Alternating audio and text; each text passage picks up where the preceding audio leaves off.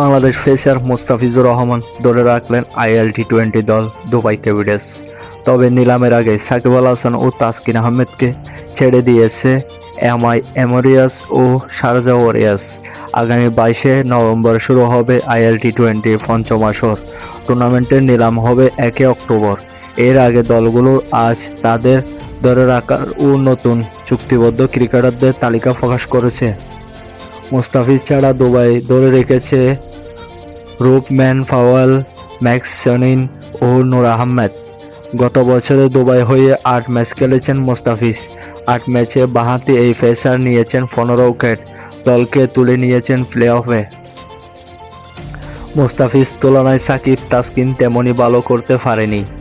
MI এমরিয়াসের হয়ে 8 ম্যাচে খেলে 5 ইনিংসে মাত্র 122.34 স্ট্রাইক রেটে সাকিব করেছিলেন 115 রান আর বল হাতে নিয়েছেন 3 উইকেট। তাসকিন সাকিবের চেয়েও ভালো করেছিল। শারজা ওয়ারিয়র্সের 6 ম্যাচে 9 উইকেট নিয়েছেন তাসকিন। শারজা এবার ধরে রেখে শুধু সেকান্দার রাজাকে। নতুন চুক্তি তারা দলে নিয়েছেন অ্যাডাম মিলন, জেমস বিসন ও ওয়াকার সালমান। ক্রিক টাইম 24, মোহাম্মদ মুরাদ।